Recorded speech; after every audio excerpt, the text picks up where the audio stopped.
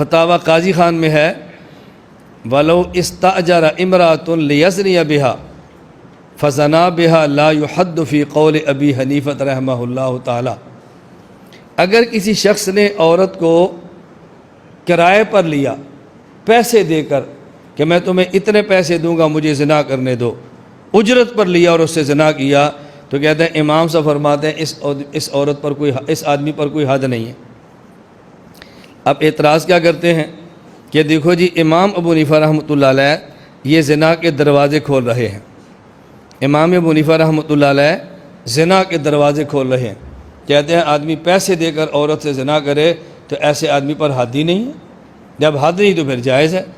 میں نے کہا بات سمجھو، ایک ہے زنا کا جائز ہونا اور جائز نہ ہونا، ایک ہوتا ہے ایسے زانی پر حد لگنا اور حد نہ لگنا۔ حد لگنا نہ لگنا اور مسئلہ ہے، اور زنا کا جائز ہونا ناجائز ہونا یہ اور مسئلہ ہے۔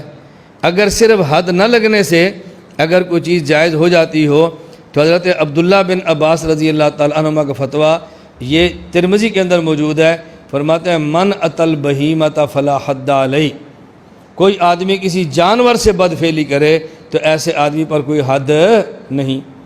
تو اس کا کیا معنی کہ جانور سے بدفعلی کرنا جائز ہوگا؟ اب بتاؤ اگر میں آپ سے کہوں کوئی آدمی پخانہ کھا لے اس کے اوپر کوئی حد نہیں، تو غیر اٹھ کے پخانہ شروع کر دے کھانا شروع کر دے کیوں؟ مولانا صاحب نے کہا حد نہیں لہذا جائز ہو گیا۔ اور بھئی حد نہ ہونا الگ مسئلہ ہے اور جائز اور ناجائز ہونا یہ الگ مسئلہ ہے۔ تو امام ابو حنیفہ رحمۃ اللہ علیہ کا یہ جو مسئلہ بیان کیا جا رہا ہے نا کہ حد نہیں، حد نہ ہونے کی وجہ امام صاحب فرماتے ہیں کہ ضابطہ ہے الحدود تندرع بالشبہات، اگر کسی موقع پر شبہ ثابت آ گیا تو شبہ سے حد ساقط ہو جاتی ہے۔ یہاں شبہ کیا ہے؟ قرآن کریم میں ہے فَمَسْتَمْتَعْتُمْ بِهِ مِنْهُنَّ فَآتُوهُنَّ أُجُورَهُنَّ، جب تم کسی عورت سے نکاح کرو تو عورت کا حق مہر دیا کرو، عورت سے نکاح کرو تو عورت کو حق مہر دیا کرو۔ تو یہ جو اس نے عورت کے ساتھ ہم بستری کی ہے اور بدلے میں پیسے دیے ہیں، نکاح والا بندہ بھی عورت سے نکاح کرتا ہے اور بدلے بزا کے طور پہ پیسے دیتا ہے۔ تو شبہ یہ تھا کہ جیسے حق مہر ہے ویسے اجرت ہے، یہ حق مہر کی طرح ہے، اس لیے اس پر حد نہیں جاری ہونی چاہیے، شبہ آ گیا۔ اب ذہن میں سوال آئے گا بھائی وہ تو تب ہے جب نکاح ہو اور پھر پیسے دیں حق مہر، اس نے تو نکاح نہیں کیا اور پھر پیسے دیے، یہ حق مہر کے مشابہ کیسے ہو گیا؟ ہم نے کہا یہ نکاح کے مشابہ ہے۔ کیوں؟ نکاح میں یہ ہوتا ہے کہ دو آدمی گواہ ہوں اور مرد عورت ایجاب و قبول کر لیں، اور اگر گواہ نہ ہوں ایجاب و قبول کریں تو امام مالک فرماتے ہیں پھر بھی نکاح ہو جاتا ہے۔ حضرت امام مالک یہاں گواہ شرط نہیں ہے۔ تو چونکہ فقہ مالکی میں بغیر گواہوں کے ایجاب و قبول کرنے سے نکاح ہو جاتا ہے، تو یہ شبہ ہے کہ مرد عورت راضی بھی ہیں اور پیسے بھی دیے ہیں، تو نکاح کا بھی شبہ موجود ہے اور حق مہر کا بھی شبہ موجود ہے، لہذا اس کے اوپر حد جاری نہیں ہونی چاہیے۔ اور ایسا مسئلہ احادیث کے اندر بھی موجود ہے، مثلا رسول اکرم صلی اللہ علیہ وسلم نے ارشاد فرمایا ایما امرأۃ نکحت، کوئی عورت اپنا نکاح کرے بغیر اذن ولیہا، اپنے گھر کے سربراہ اور ولی کی اجازت کے بغیر، فنکاحھا باطل فنکاحھا باطل فنکاحھا باطل، تو اس کا نکاح باطل ہوگا باطل ہوگا باطل ہوگا۔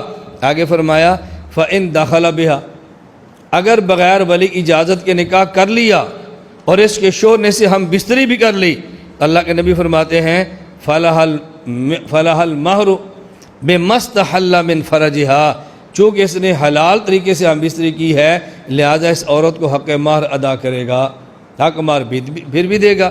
اور حق مہر کون سا ہوگا؟ حق مہر مصری ہوگا، جو عام طور پہ اس علاقے میں اس خاندان کی عورت کا حق مہر ہوتا ہے۔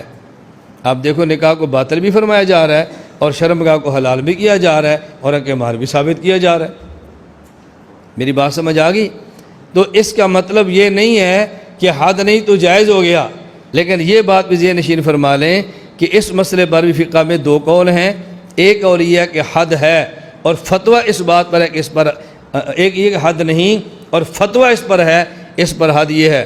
الدر المختار باب الوطی الذی یوجب الحد والذی لا یوجبہ، مسئلہ بیان کیا والحق وجوب الحد کالمستأجرۃ للخدمۃ، جس طرح کسی عورت کو پیسے دے کر گھر میں نکرانی رکھا جائے اور آدمی اس سے زنا کر لے، اس پر حد زنا ہوتی ہے، اسی طرح کوئی آدمی کسی عورت کو پیسے دے کر لائے ہی زنا کے لیے تو اس پر بھی حد ہوتی ہے۔ تو فتویٰ اس بات پر ہے کہ حد ہوگی۔ بات سمجھ آ گئی؟ اب دو باتیں سمجھ لیں، اس مسئلے پر دو قول آگے، ایک قول یہ کہ حد نہیں، اور ایک قول یہ کہ حد، اگر حد نہ ہو تو جائز پھر بھی نہیں ہے، اور اگر حد ہو تو فتویٰ اس پر ہے کہ حد ہونا چاہیے۔ تو جب ہم تقلید مفتہ بہا مسائل پہ کرتے ہیں تو اعتراض میں وہ مسئلہ پیش کرو جس پر ہمارا فتویٰ ہے، جس پر ہمارا فتویٰ ہی نہیں اس مسئلے کو اعتراض میں آپ پیش کیوں کرتے ہیں؟ میری بات سمجھ آ گئی؟ اس لیے ہم نے کہا یہ دو مسئلے الگ ہیں، ایک ہے گناہ ہونا اور ایک ہے حد ہونا۔ گناہ تو ہر حال میں ہے، لیکن حد کے بارے میں دو قول تھے، اور فتویٰ اس بات پر ہے کہ اس آدمی پر پھر بھی حد ہوگی۔